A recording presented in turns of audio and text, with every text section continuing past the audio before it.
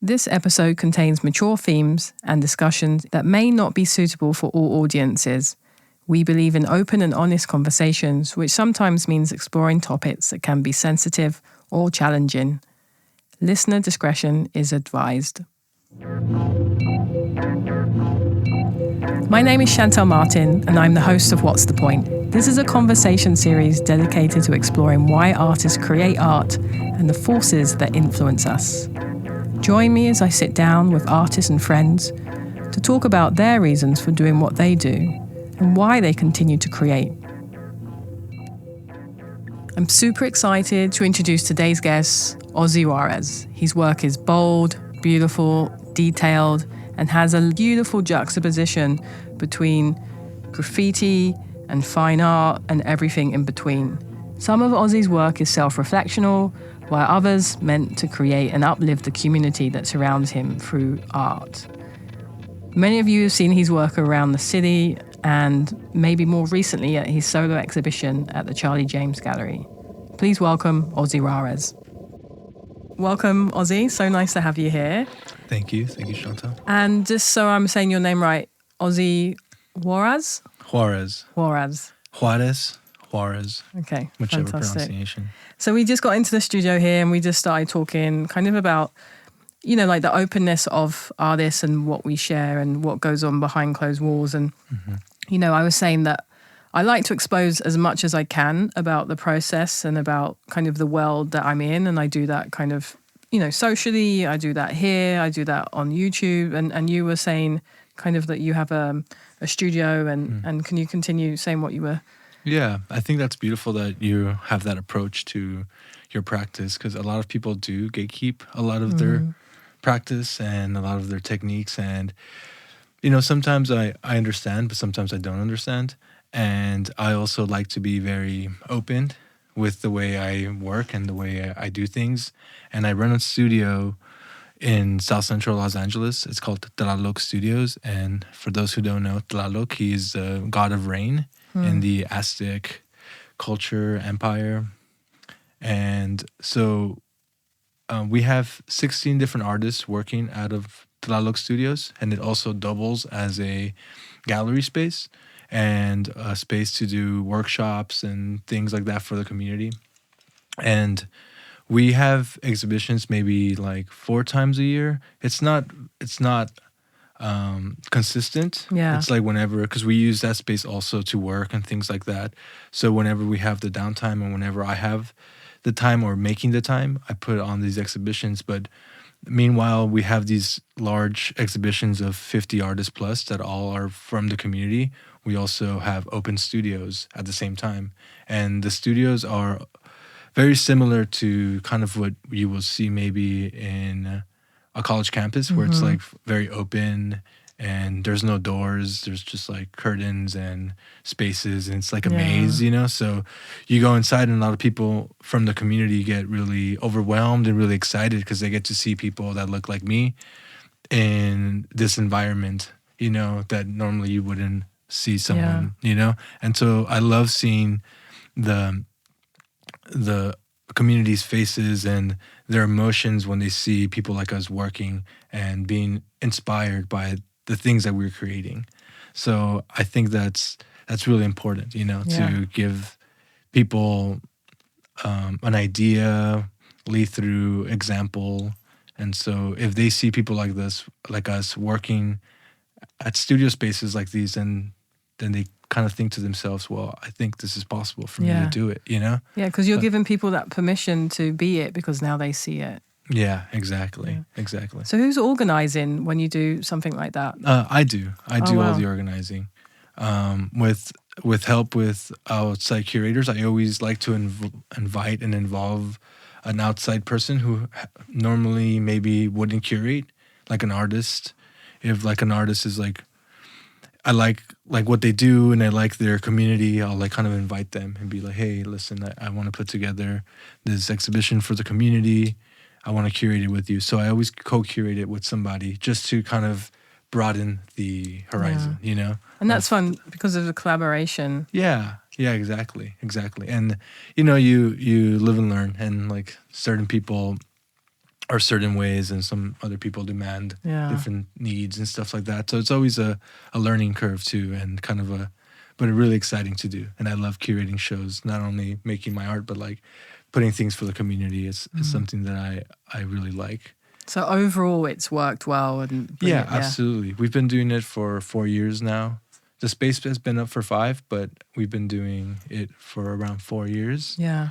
And we started kind of during the pandemic, and when the pandemic kind of went away, our space was one of the few spaces to start putting exhibitions. So it kind of lent itself really well to the opening again of the city. And so a lot of people came out and supported and really loved what we were doing, and it's continuing. I also through that avenue, I also curate at different spaces too. So not only at my space, but it allows me to bring my artists into museums and other galleries that they normally wouldn't have access to. And so I like to open up all my connections to everyone that's a part of me, you know? So when you have that curator hat on, how are you kind of approaching things differently towards your art practice? I think one approach that I have when I do have my curator hat on is I like to encourage people. So a lot of the artists that I invite for these exhibitions, this would be like their first time showing, you know? So I like to invite artists who are already very well established, who are maybe considered a hero in a lot of people's eyes. Yeah. So I approach these people, and the way I approach them is like, hey, I'm doing this community thing. I know like you might be beyond this space, but like this is very important for you to be showing in these kind of spaces, you know? And for the most part, the majority of the people that I invite that are already more established are more than excited to be a part of it, you know?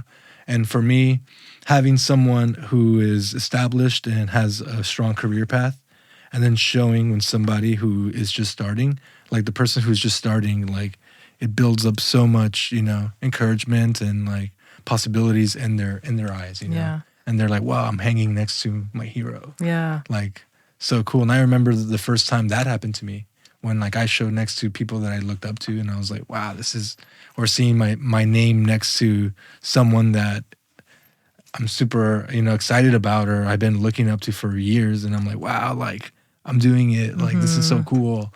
And, you know, like, and I never kind of want that emotion to go away. You know, I'm always really excited to show next to my idols and to people. And I'm like, I'm never too cool, you know? I'm like, wow, this is so cool.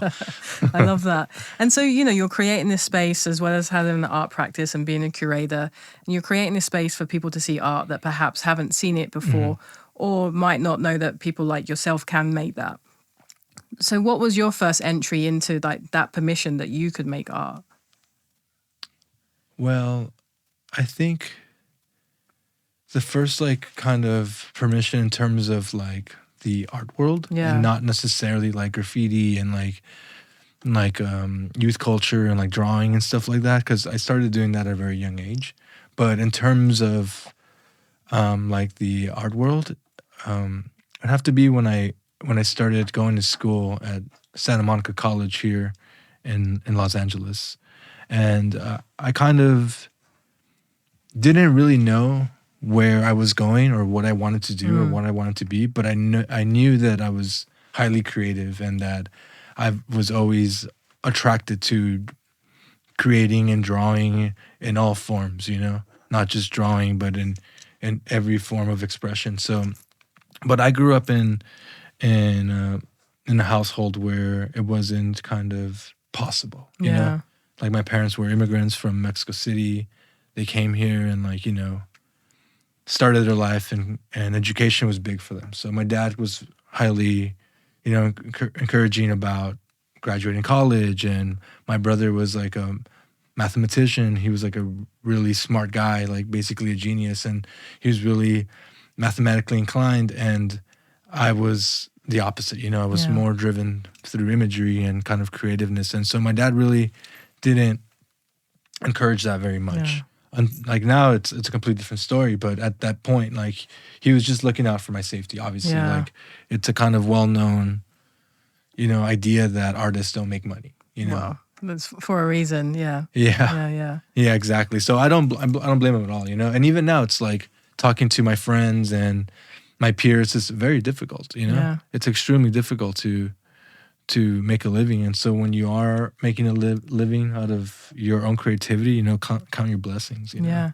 Well, I guess your dad, you know, in a way, is just being responsible. Yeah, no, you know. absolutely. And Yeah. I don't blame him for anything, and I Yeah. kind of like take my hat off to him because he was really encouraging about education my entire life, and was Yeah. always like pushing me and pushing me and pushing me, and like made it possible for me to realize that being a college graduate is you know, impossible. Yeah. So And how old were you when you went to Santa Monica? I started going there when I was 18. Okay. And it took me a while for me to graduate from there, but also because I didn't know what I wanted to do. I was kind of like jumping around. First, I was like trying to become like a scientist, and then like I was trying to become a business major, and then like studying different languages and things like that. And I was just kind of like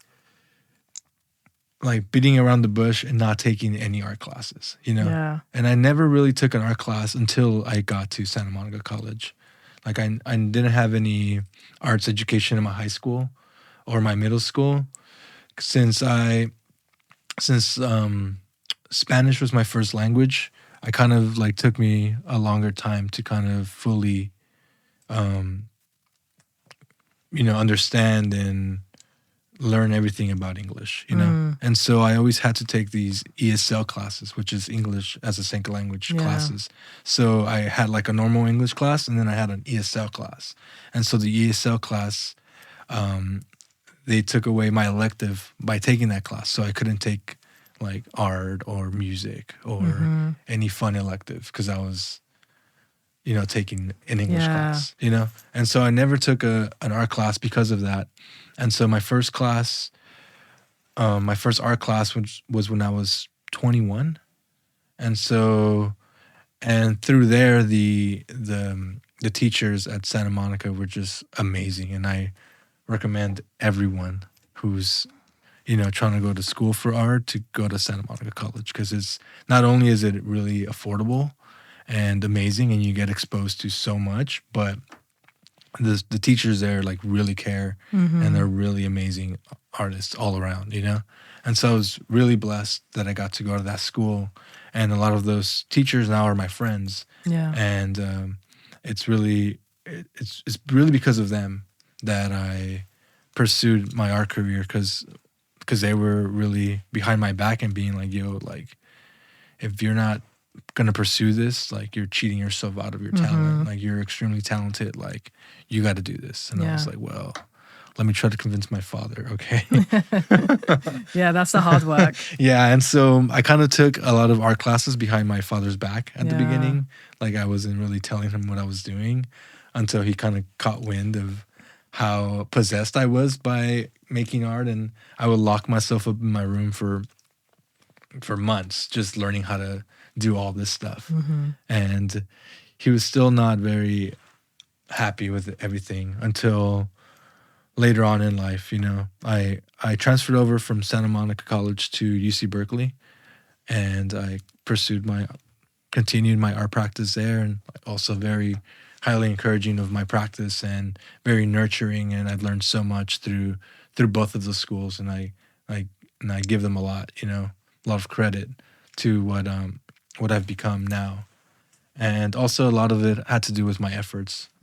Of course, like, I was just really grinding so hard, like so hard, just to prove to my father like that I wasn't playing around and that I was really serious about this. And so that has continued, that work ethic has continued through this day, you know. And the work ethic started off as like a young age too. I started working from the ages of like 5 years old. Like, I was like working at what we call here swap meets and like big markets and things like that. So I would help my father out. I would sell things, sell objects, and then help other vendors sell objects too, since I was a little kid. So I always had like a hustle mentality ever since I could remember, you know. I always was like trying to make money and try to start a business. So when you did that, you get some cash in hand? Yeah. And then Exactly. what would you spend that on as a kid? I would save it. Yeah. Yeah, I was like a really big saver. Like I would save I could buy like, I don't know, like things that I really wanted, like instruments or like a drum set or, you know, things like that. But I would get paid $25 a day. Yeah. For 8 hours. Hey, when you're a kid, you're like $25. You know? Yeah, I know it's a lot. You know, like okay, I'll take anything. And are you the younger or older brother? I'm the younger brother. So that perhaps was intimidating as a kid to have sure. a brother that's really good at math. So intimidating. Like not only is he good at math, but he's good at everything he touches. So he's like just like everything. Good at sports. Good. Actually, he's good at everything except art. So that was like the thing that made me try even harder. Where I was like, well, you can't do that. I could do that. You know. And so you are very good at art and you're highly talented and skilled. So going to Santa Monica College, like how much of that was them teaching you kind of the craft and skills and kind of things you didn't know, and then you just come in with raw talent? Yeah, I think it was maybe more of that I wanted it a lot because they would teach me, but I would go home and just like practice nonstop, you know? So, but a lot of it was raw talent, but a lot of it was like teaching me things like tricks, you know, secrets of the trade, you know, how to do things faster, shortcuts and things like that. But they also like taught me more of like the conceptual side of the art practice because when I got to Santa Monica, I thought that being a good artist was learning how to draw something like hyper-realistic. You know, if you could draw a portrait hyper-realistic, then you're a great artist.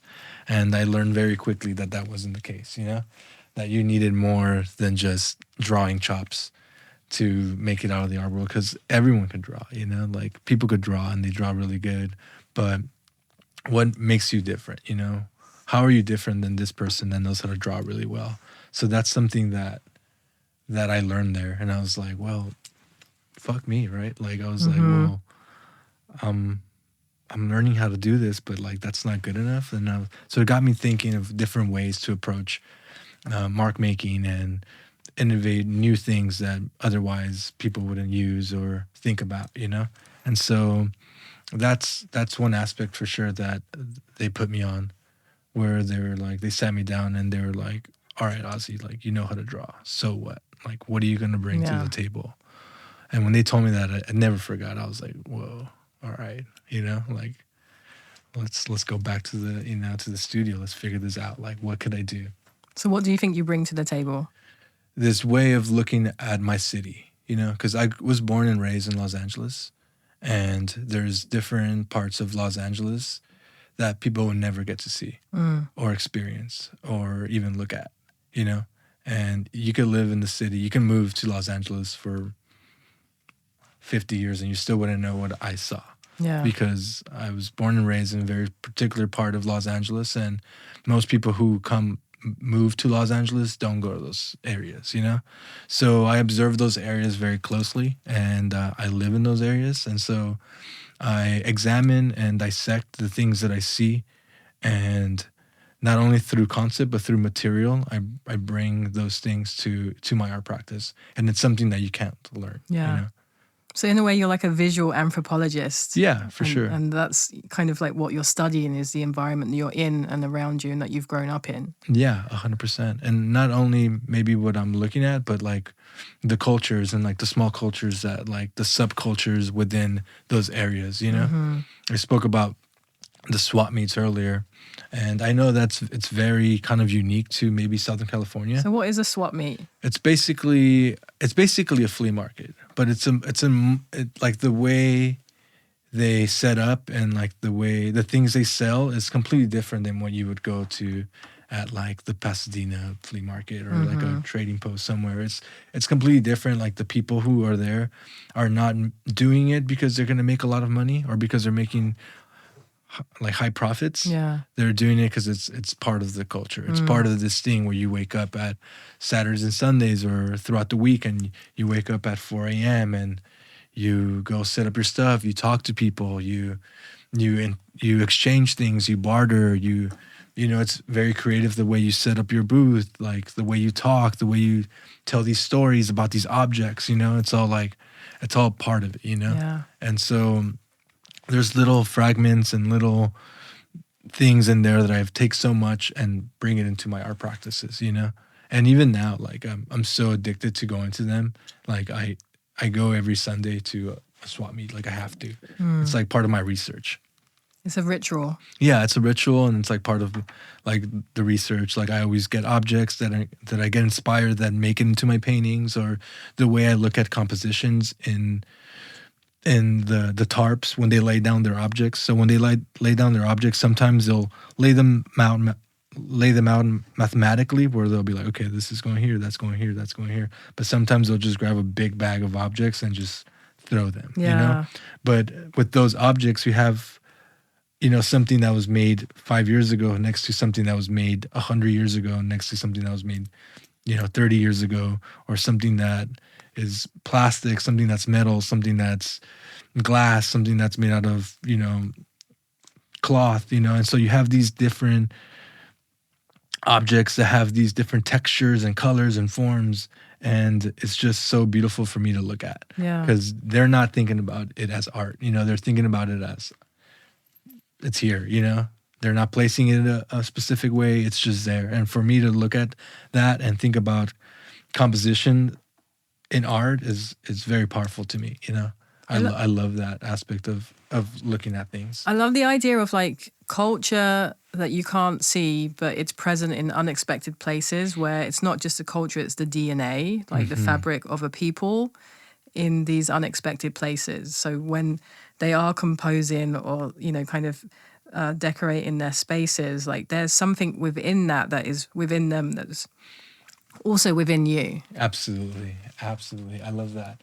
And like, where did they get their objects from? Yeah. Where did that go to? Like, what story did each of these little objects have to go through to get through here, to get through me, you know? And it happens, every day here in Los Angeles. And there's so many different pockets all over the LA County of these swap meets, And I know they don't happen in places like New York because they don't have the space, Yeah. Usually these swap meets happen in like the parking lots of colleges and like things like that, So, or like big spaces that are abandoned. And so we have more ample space for us to do these kind of things, Yeah. No, that's really interesting. And I love the idea of going back to what you bring to your work that perhaps no one else can, and what you could, and how you combine that with your skill. Someone said to me a long time ago, like, Shantell, if you want to be a successful artist, you need to show up, make your work, but you also need to be sociable. You need to know how to do your taxes. You need to be organized. You need to, you need to do all these like 20 other things to have that combination or that cocktail or that formula to be successful. 100%. Because then when you're looking at someone else, you're like, well, how are they successful and I'm not, if I'm showing up and I'm doing these things? And it's like, unless you come down that select path that is like handed to you, you have to show up and be good at everything. And that's the only way it really works. And it sounds like you've been exercising that muscle and kind of like learning your own skills and kind of, taking in the skills that have been taught to you as well at the same time. Yeah, absolutely. And I think about that a lot when I put on like my art dealer hat when I'm dealing my friend's artwork. Yeah. And like how I started off dealing sunglasses at like a 7-year-old, and like how persuasive I was as a kid, and like bringing those little techniques that I've learned as a kid that my father kind of pushed those on me, And at those moments I was really upset at him because like my childhood was kind of robbed, Instead of like playing video games or Sunday morning cartoons, I was working, and selling things, and being out there grinding. And I think those some habits just don't change, Yeah. And you're just kind of in that. And so I like to take a lot of what I was taught and how I grew up into the art world and how I manage my way through it, Mm-hmm. And then bringing yourself to that art world where you can have your own art world, you know. And I think that's the thing. It's like the art world and the art market exists, but it doesn't mean that we have to recreate that as it is. We can No, create our own versions of it. absolutely. And I love that, you know? And I think with the way I'm running my space, I've kind of created a new, like a newer thing. Because if you stop by my space, which you should, you're gonna see that it's not like something you've seen before. You know, Yeah. it's very different. It's very DIY, but also has a very like elevated kind of feel as well. You know. What have been some hurdles to running the space or getting it up and started? Maybe some hurdles, but maybe they weren't that bad. It was just kind of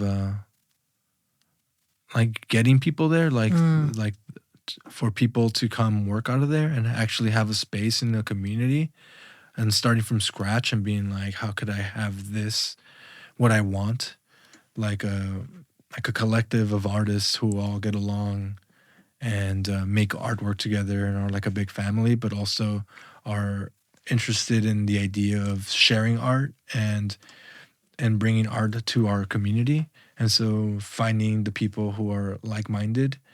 And I think that was maybe one obstacle when I first started the space. And I wanted to give the space or lend the space to people who not only deserve it, but also like really need it.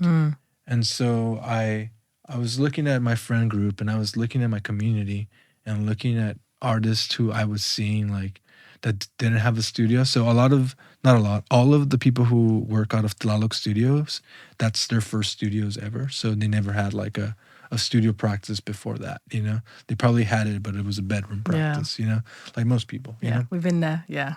Yeah, for sure. And it works for a moment, you know, working out of your bedroom 100%, Yeah. but there's nothing like having your own studio space and where you could come and be you and just kind of not worry about, you know, your bed being there or anything like that, you know, or your other life being there as well, you know. It's just all your art. And so I know that a lot of my friends also, or the people that I was asking, maybe are not, you know, financially there as well. You know, that's a big aspect too about getting a studio. It's the amount of money that you have to spend on having a space.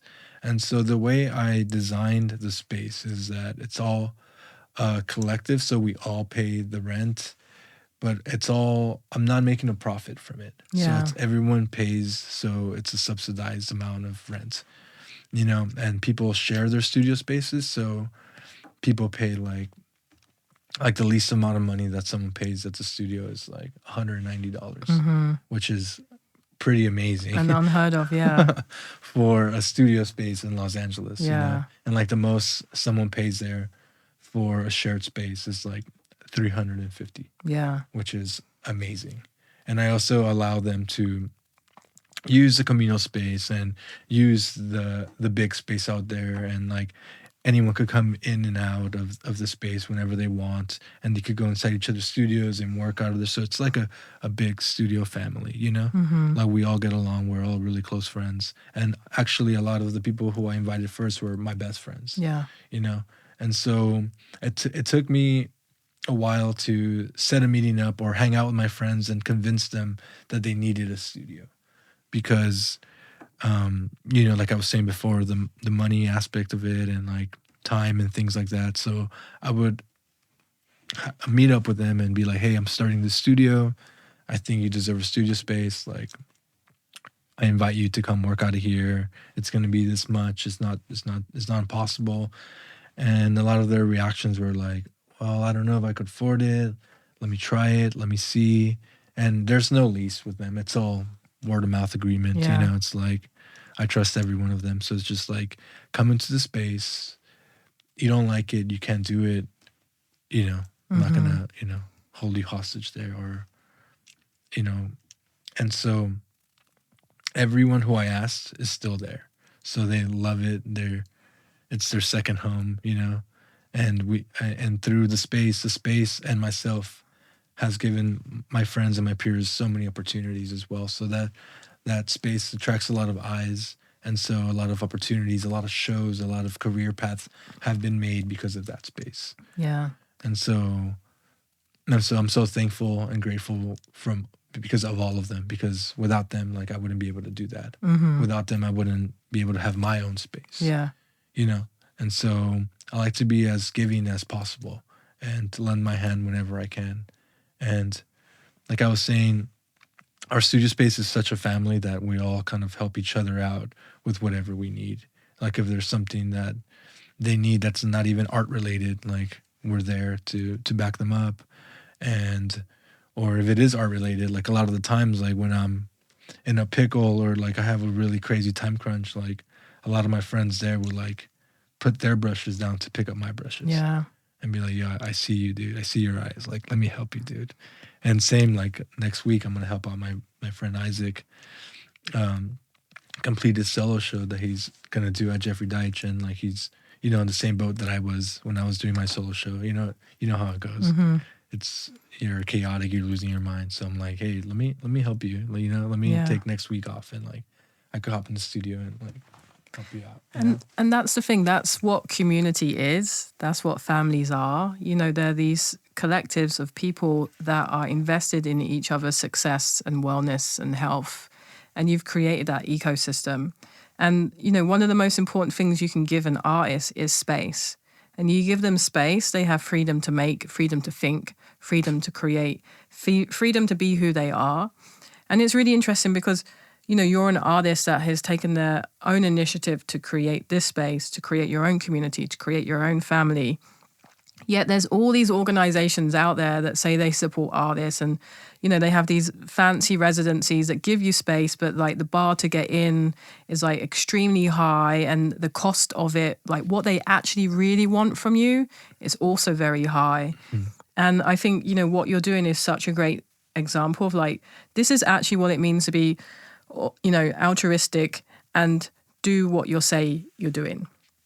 You want to help artists, you want to build community, you want to have a family, you're doing it without all of like the hurdles and the ropes and, like the fancy art stuff. Is like, no, this is what you do and you're actually doing it.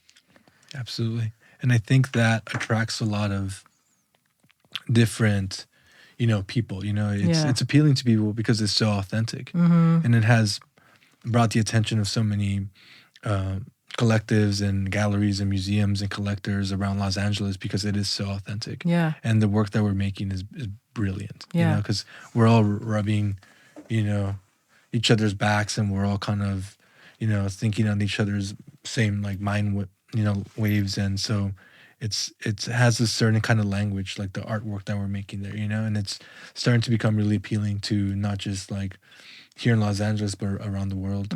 And so we're really thankful that these opportunities and these different things like this podcast are happening, Yeah.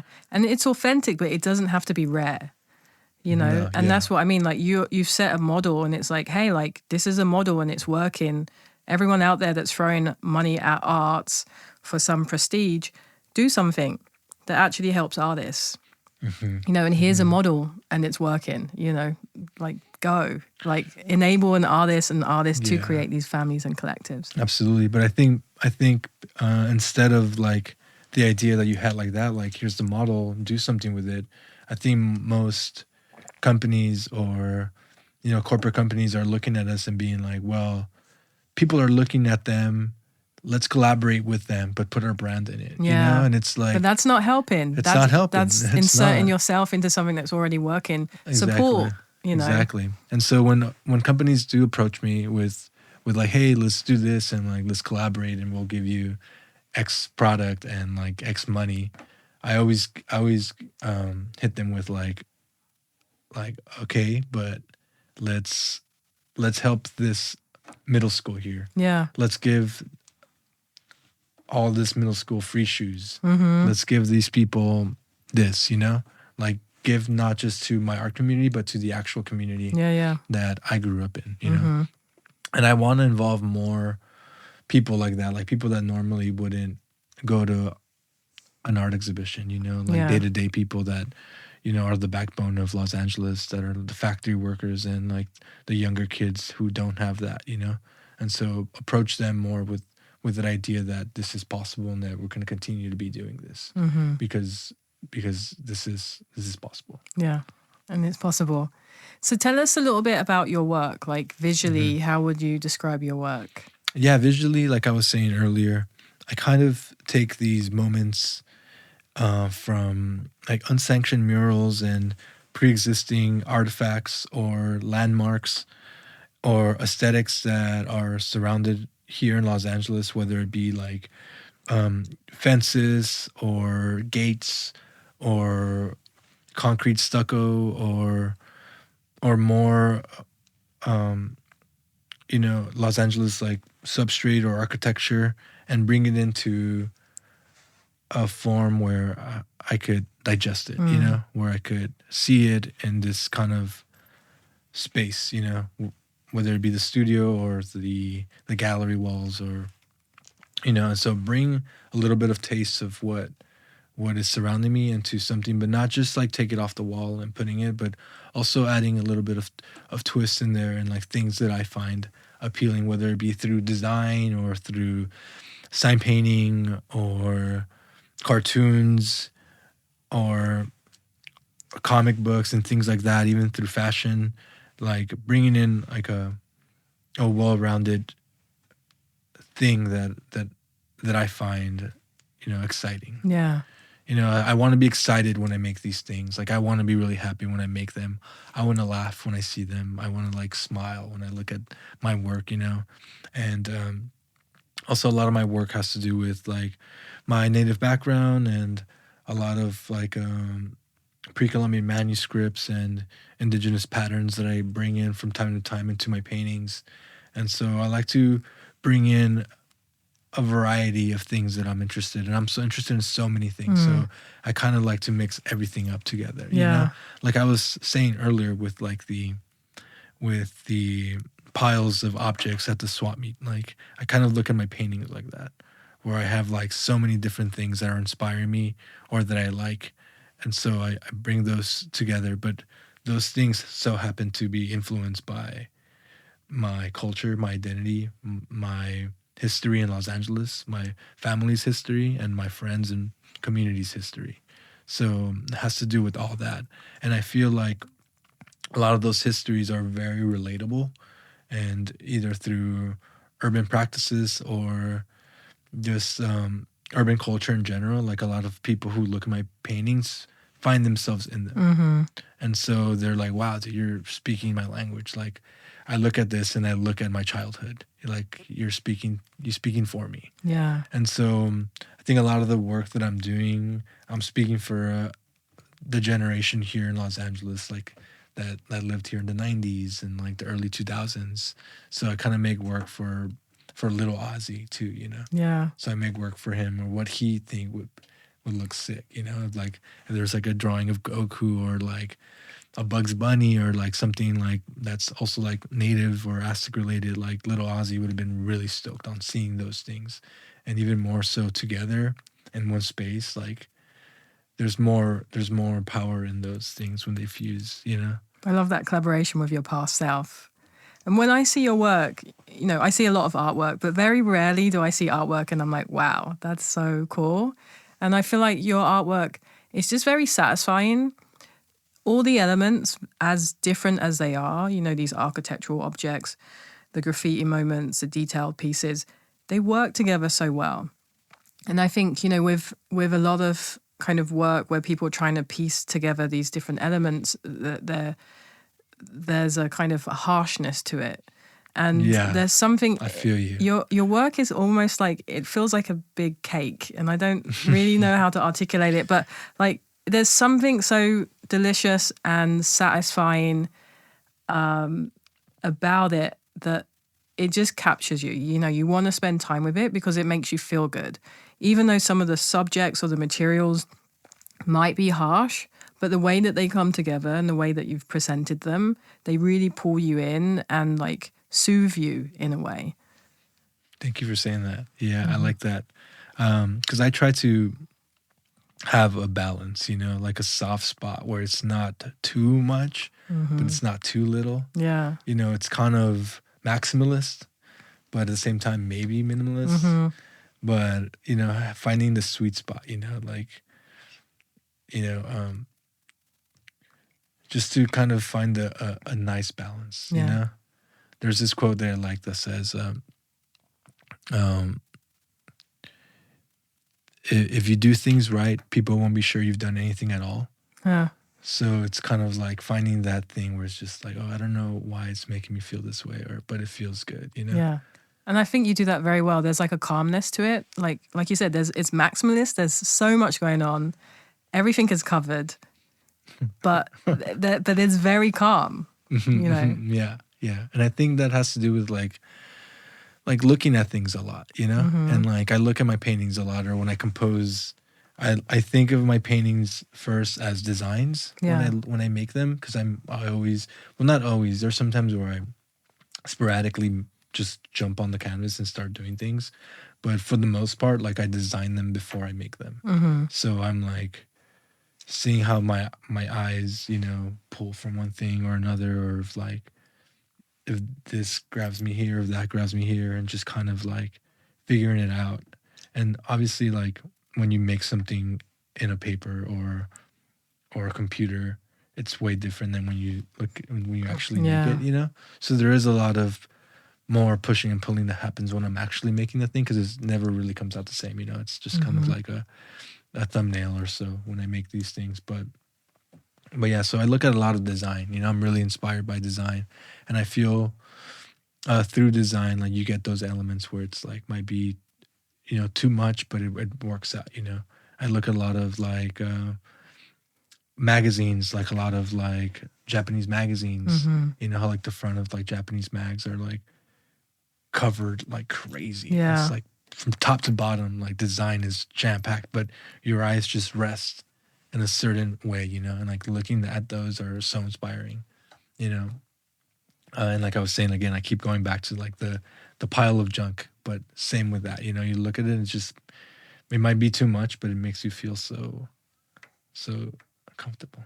I don't know. So when you collect these objects from the swap meet, for example, do you display them, curate them at home? Like where do they end up? I mean, they sometimes end up in my paintings. Okay. Like a few objects at my show that's coming up. It's coming down this week at Jeffrey Deitch Gallery. It's called At the Edge of the Sun, and I do present some objects, some of my favorite kind of objects that kind of are woven into the paintings, and then you see them if you look at it a lot, if you're like looking, you're like, oh, I didn't realize that. Or I'm bringing objects that I find into the paintings, whether it be the locks or toys that make it into the feet of the gates, or a toy that's locked into the top of the fence of the spike. And so bring these objects in because it kind of reinforces what I'm talking about. Yeah. And last week, Michael Alvarez and Tomas Diaz curated an exhibition at a... Who did?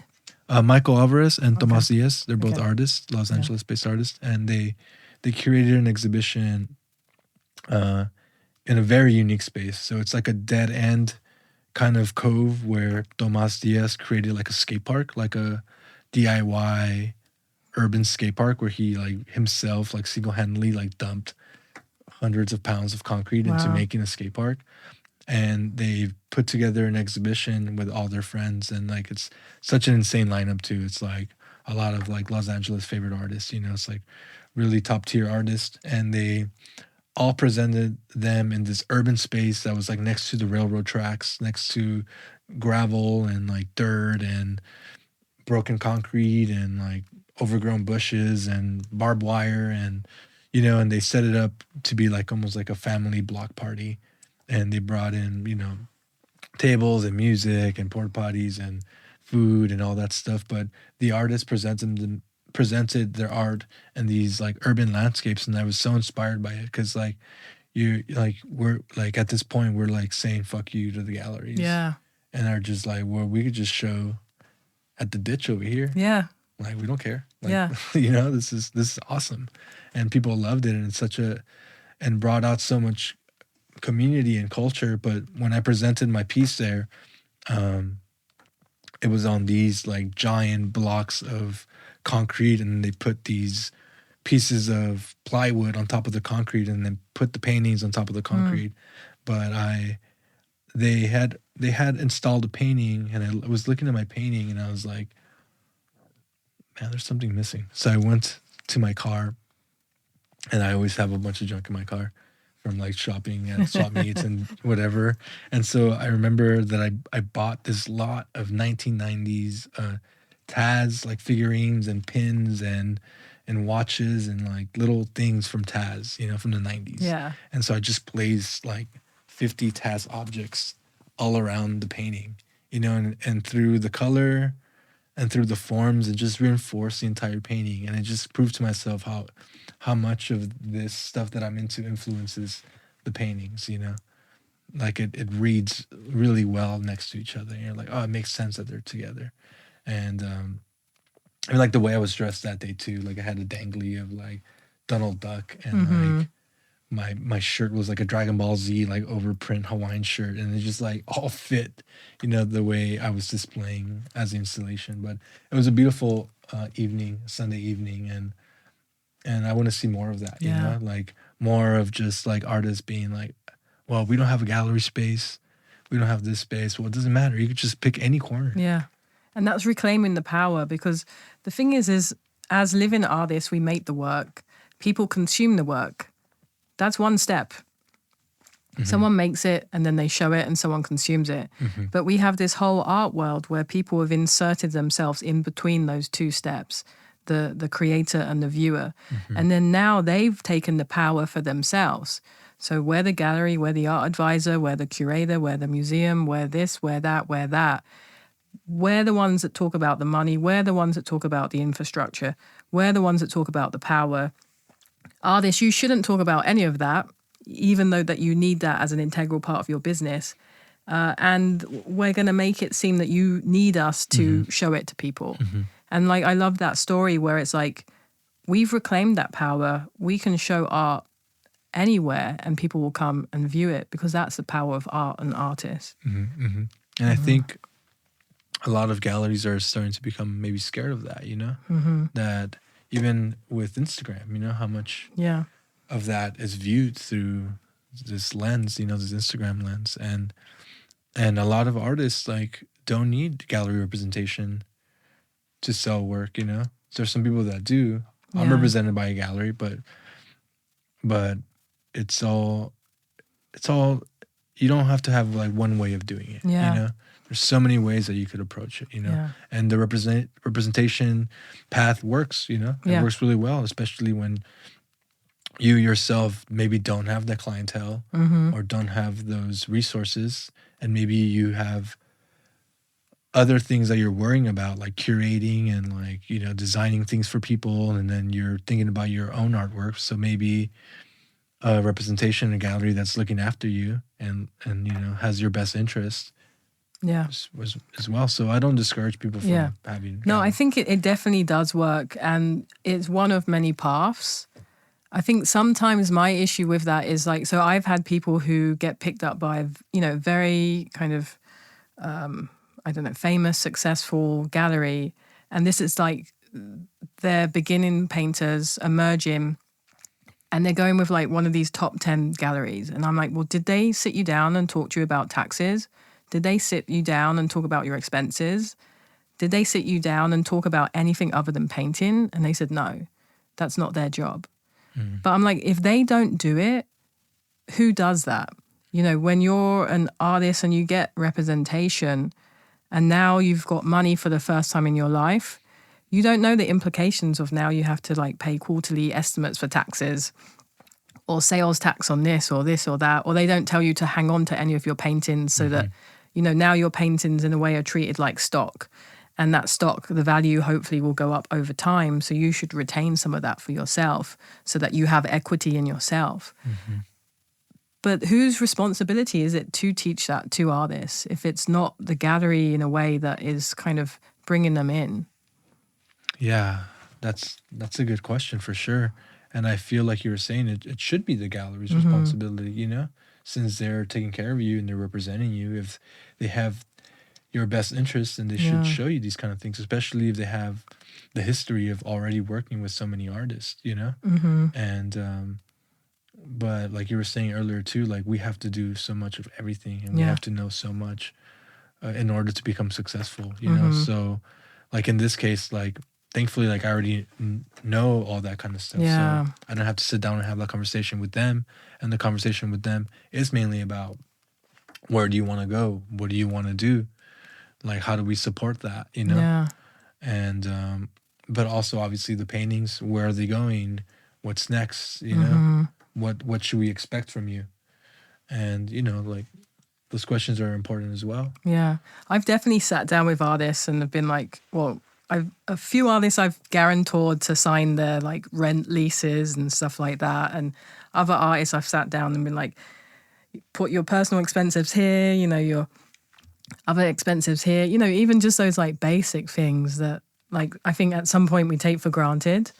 But they're so important to set yourself up with a strong foundation so that later, you know, that stuff doesn't come back and kind of bite you in the ass. Yeah, for sure. And I think also not just through that, but also like the way you navigate yourself as an artist is kind of, nobody really teaches you about like pricing either, Yeah. you know? Like when you're barely starting as an artist, like how do you do that? Or even like a CV or anything Yeah. like that. Like a lot of like schools kind of don't teach you that so much. And I think one of my jobs as like a curator in the community is to educate a lot of these first time showers, you know. Yeah. And sometimes have these difficult conversations with artists, you know, that they maybe might think that I'm being maybe more of an asshole or something like that if I tell them like, hey, I don't, maybe your first time showing, maybe your painting shouldn't be $10,000, you know? Yeah. And it's hard for them to hear that, you know? Or be like, do you have a prior sales record for this being $10,000? They're like, no, but I think that this is how much it should be. And I'm like, well, I think that it should be, you know, 2,000 or 1,000. And having those conversations and teaching them are hard conversations to have, but it's necessary, you know, to have these talks. And I think, you know, with something like that, A, you got to set a baseline. And then B, if off the bat, people are giving you 10 grand for a painting, you've done yourself a disjustice because you haven't gone through that learning curve of like getting to that point and feeling like this is where you should be, you know?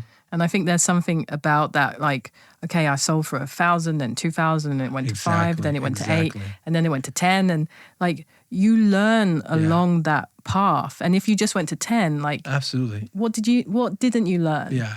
It's almost like if you're not getting your Pokemon badges. Yeah. It's like you got to get the first one to get to the 10th. Exactly. You know? And it's like you gotta work for it. And some, like you're saying, it is this justice when maybe you don't go through that, you know. But I think nowadays it might be harder since like the arts economy is kind of really, as you know, going down. But you know, it always fluctuates. Life's a wave, and you know there's many waves everywhere else. So for sure, things have to go down so that they can come back up at some point. Exactly. Yeah. But I think that's why I like to do a lot of things at the same time to kind of, you know, prevent from things like that happening. Diversify. Exactly. And so, you know, going back to that kind of exhibition in the street with the painting and the objects and like what you were wearing and everything worked really well.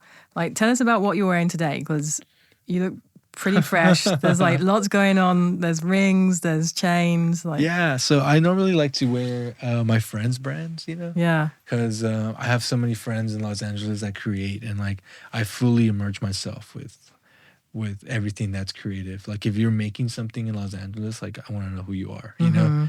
If you're starting a line, like how could I support, you know? Especially if you're brown and from Los Angeles, you know? And so a lot of the times I look at those smaller things. So what I'm wearing now, this is Born and Raised. This is a Born and Raised kind of fancy shirt, you know? And Born and Raised was started by Spanto and Alex Two-Tone. I don't know if you're aware with the brand. No.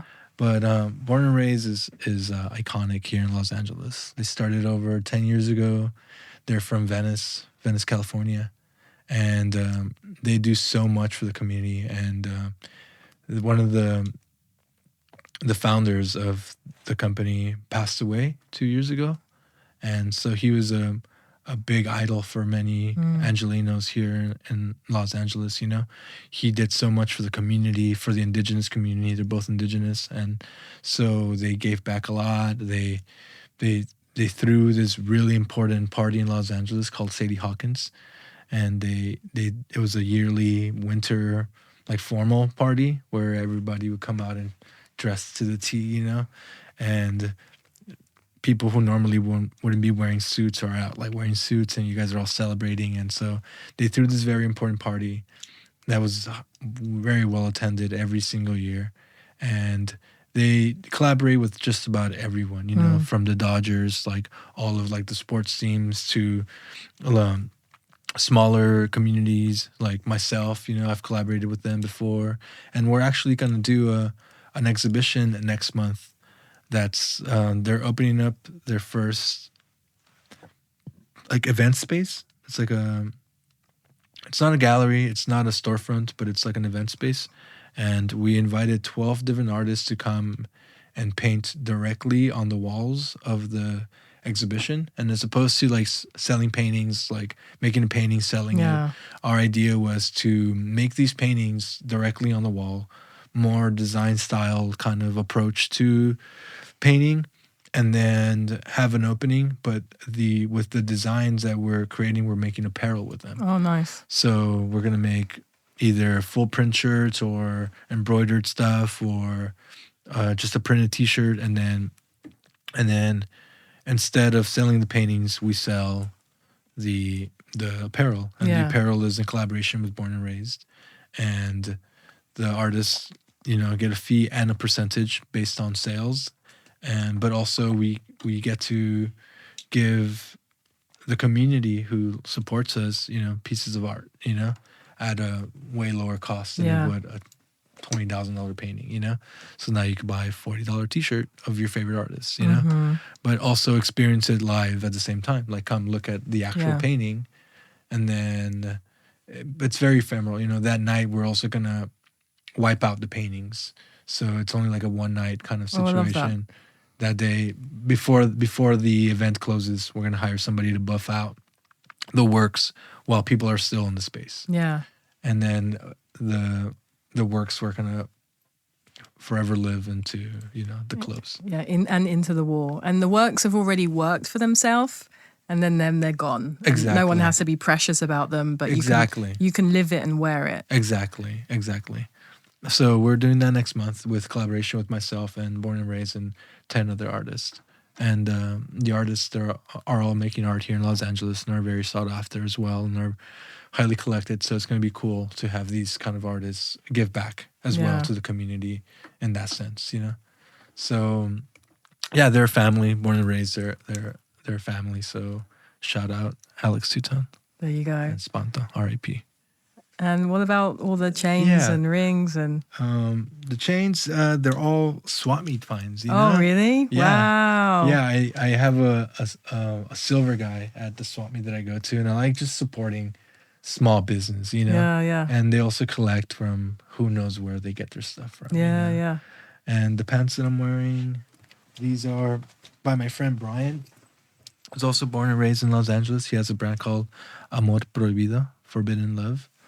And he's making good stuff. I really like I always get compliments on these jeans, and he's creating good stuff too, and part of the community. Yeah. And also has his own venture in curating and stuff like that, and doing things for the community. So I enjoy seeing people branch out of what they're kind of more used to, and doing things like curate or, you know, make paintings and things like that. Mm-hmm.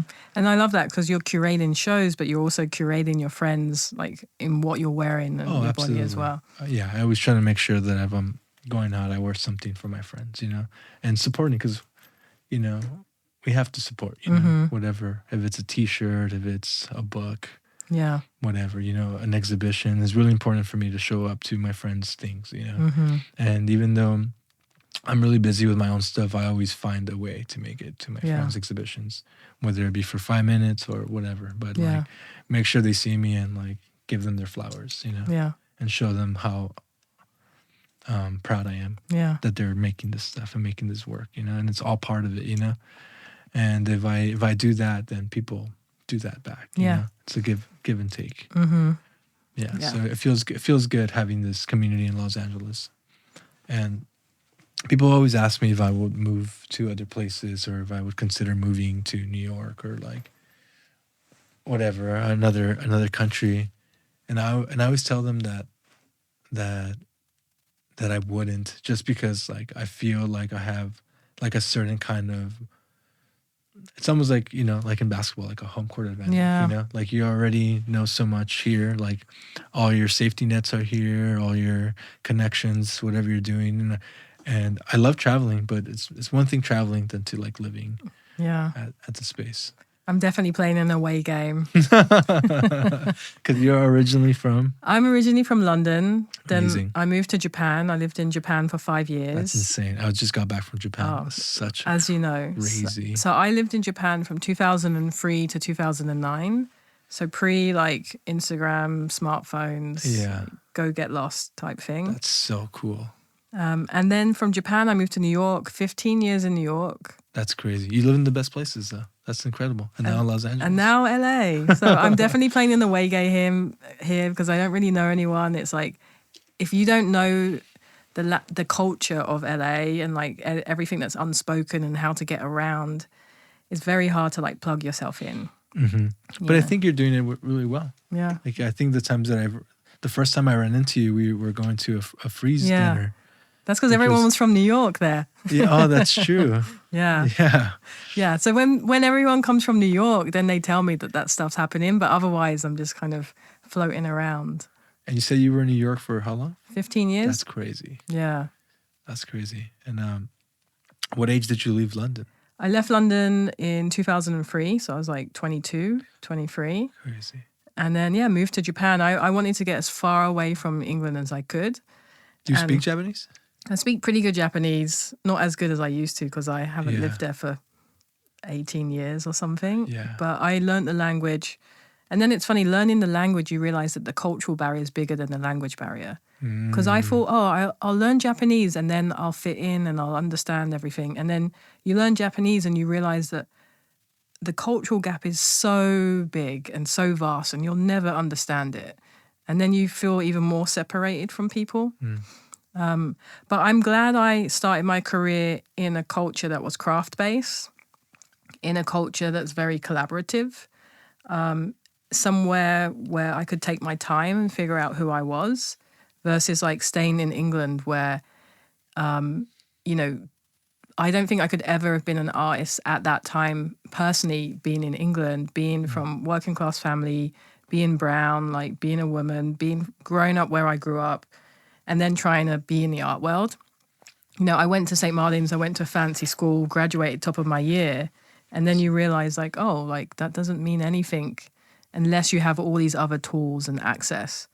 And so for me, I had to just have a reset and move to Japan where none of that mattered because I was on the other side of the planet and people don't understand all those nuances.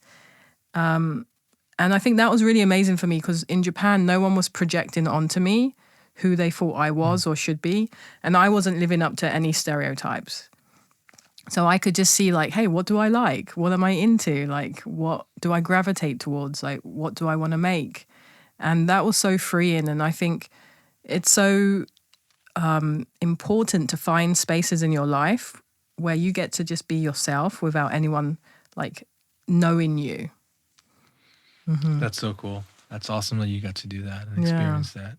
Yeah. And then so now LA, which, you know, I'm warming up to it. And I think, you know, like you said earlier, it's like you get what you give. And so I have to just show up and like give here.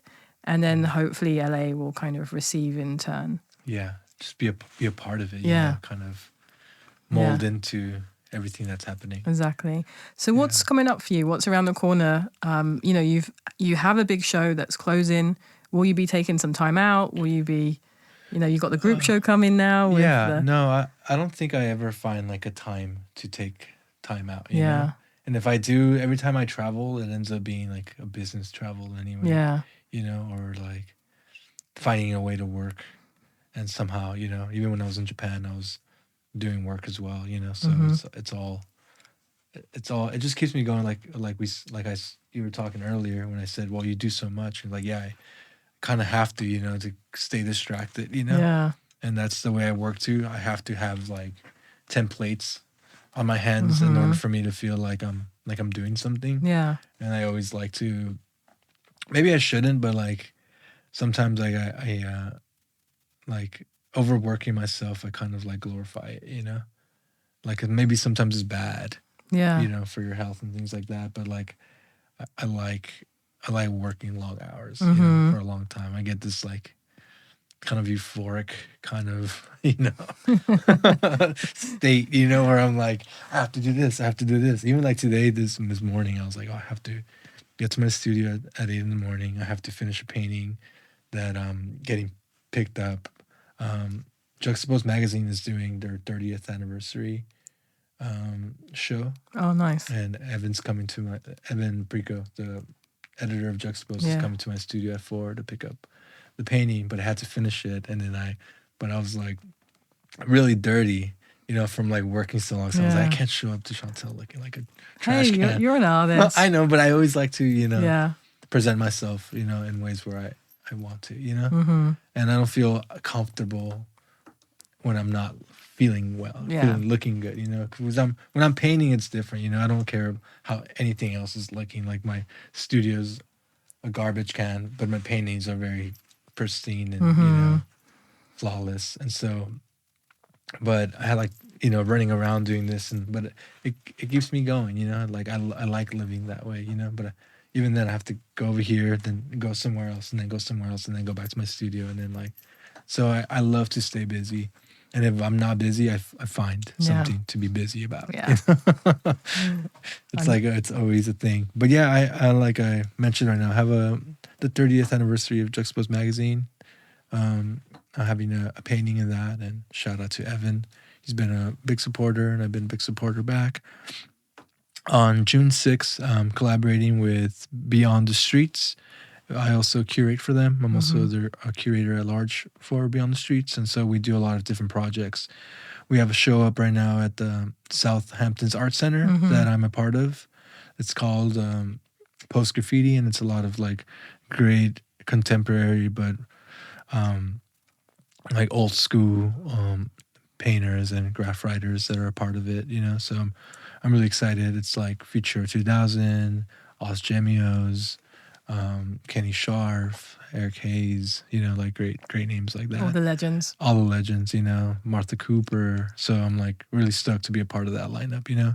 Even like things like that, I look at that, I'm like, no way. Like Barry McGee, you know, people that we idolize and things like that. So we have that show up there, and it's going to be up there for another, I think, 2 months.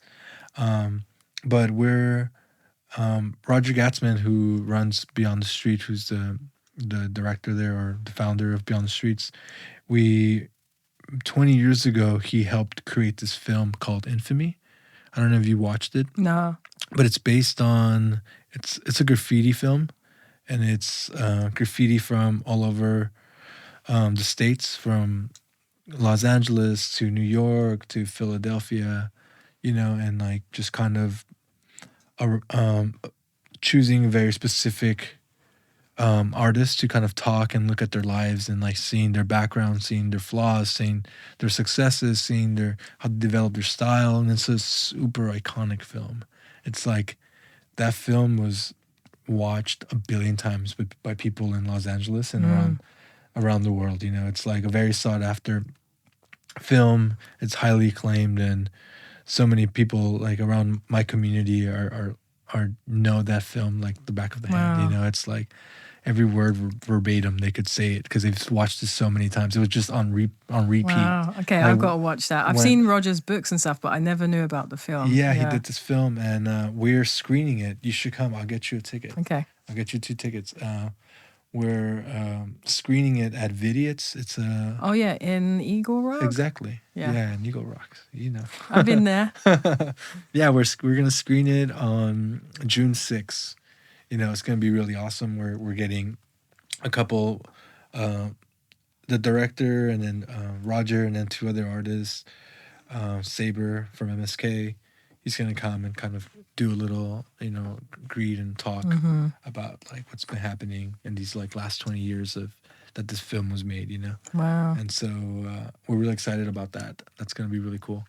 And I'll be curating a show at my gallery studios in August, the last week of August, and that'll be a bigger group show with around like 45 people, and so that'll kind of bring a lot of my time and things like that to do that.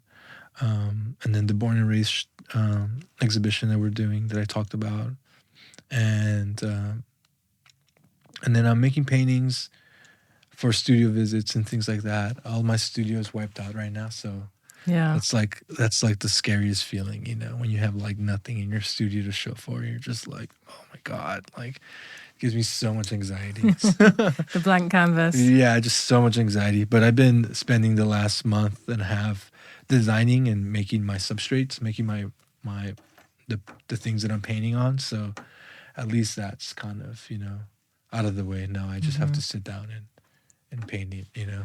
The hardest part is actually, you know, making up the work and coming up with the ideas. So now it's just time to create. And I just got represented by Charlie James Gallery.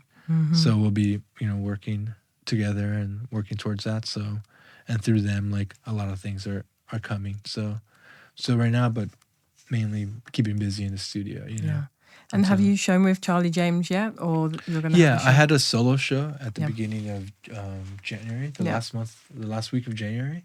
I had a solo show, and it went super well. Like I also curated a group exhibition at their bottom space. So it was like a exhibition curated by me, kind of showing off like my friends and my community. And it was a show called Angelitos de Plata, which means Little Silver Angels. And it's just kind of a show showcasing work that I'm inspired by and work that lives around me and surrounds me that I look at when I'm feeling blue.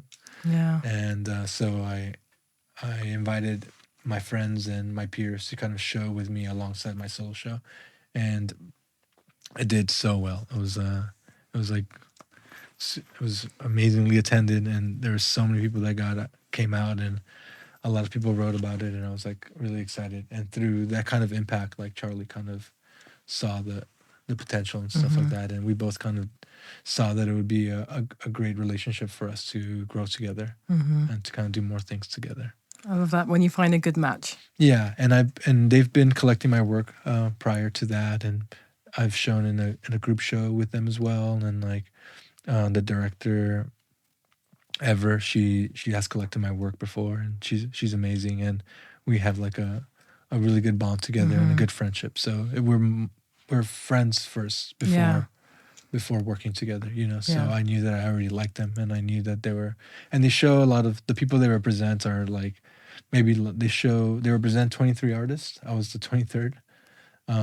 But maybe like 10 of those artists are like my really close friends as well. So it's really cool kind of. So you're in the family again. Exactly. So it's like seeing them there, and it makes me feel like I'm at home, you know. It makes me feel like I'm doing something right, and that we're all doing something right. So, yeah. I love that. And then just to kind of wrap up, what do you think is the point of art? I think there's many points. Yeah. You know, there's a variety of points. And it all kind of depends on the person and what you want it to do for you and what you want it to do for others. Because the point of art could simply be just to make it, you know, or it could be to change the world. And like, as you know, like art does change the world. Yeah. You know, art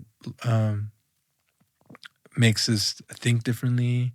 It makes us feel certain ways. It has changed the whole, you know, way of looking at things, like even through generations. Like if you think about not just like visual art, but like music and like everything else, like art is everything. It's life. It's like the way we maneuver ourselves in the way it kind of shows us like where we're at. But also like art could be obviously used for bad. It could be used for good. It could be used for healing. It could be used for fun. Yeah. It could be used for everything, really. So like the point is, what do you want it for? You know? Yeah. It's like if you're making a painting, you're like, well, why are you making that painting? Are you making it to tell everyone that you're a really good painter? Or are you making it because you want to show something to somebody, you want to really bring something out there, so it doesn't really matter how it looks like, but more of what it makes you feel, Yeah. Thank you for saying that. And in my mind, I just see like lots of points, almost like stars in the sky. And you can kind of choose your star or your point that kind of is most reflective or relatable or connected to you. Yeah, exactly. Like what's closest to your heart, for sure. Cool. Thank you so much, Ozzie. Thank you, Shantell. It's been really fun. Thank you so much. Cool. Thank you. No, thank you. That was so cool. Thank you for listening to this episode of What's the Point, recorded at Spotify Studios in Los Angeles. Check out our website made by Eat.studio. Grant Alexander Peters does our theme music, engineering and editing. Research and pre-show preparation are done by Vern Molidor and Joyce Adams-So from the Shantell Martin studio team. If you like this episode, please consider subscribing to the podcast and leaving a nice 5-star review. Don't forget to check out the show description for more information on today's guest.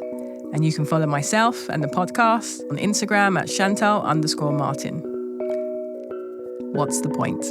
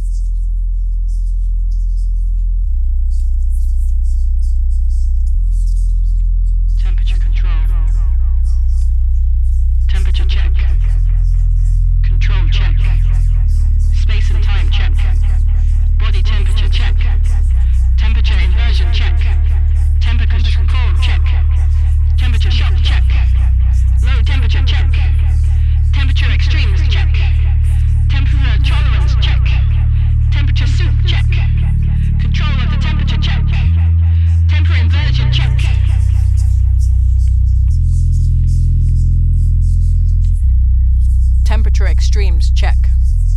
Low temperature, check. Temperature shock, check. Temperature control, check. Temperature inversion, check. Body temperature, check. Car temperature, check.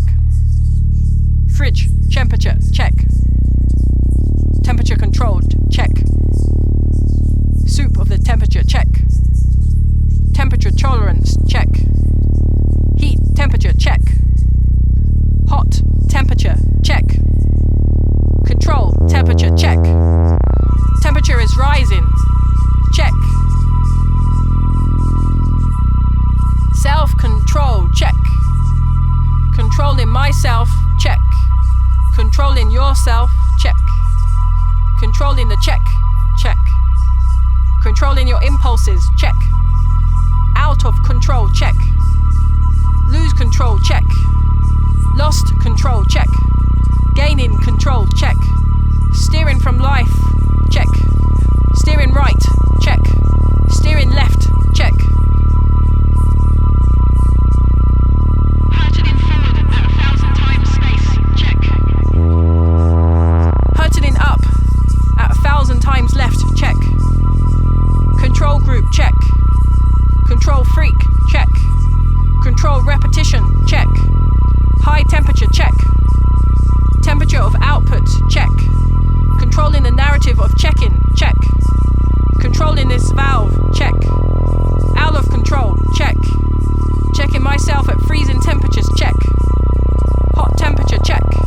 Control the tolerance, check. Temperature unit, check. Temperature space, check. High temperature, check. Medium temperature, check. Low temperature, check. Spending that check, check. Spending your time, check. Spending your life, check. Spending the minutes of your life, check. Spending the minutes of your money that you earn in this life, check. Spending the minutes of this life on those things that you didn't need, check. Spending your time and life and money on media, check. Spending your life and money and media on sneakers, check. Spending your life and flow and control on other things that you don't need, check. Spending the time that you have on TV and media, check. Spending the control of your mind and your space and your time on media, check. Controlling the temperature of yourself rising, check. High temperature, check. High tolerance, check. High gauge, check. Temperature of temperature, check. Room temperature, check. The deletion of my space and time and money in instance, check. In this instance there is no control, check. In this temperature of rising, check. As I gauge high temperatures, check. As we key on those keyboards, check. As we press delete, alt and control, check. As we control with birth control, check. As we gain control and lose control, check. As you write those big checks for the sake of checks, checks. Just lose control.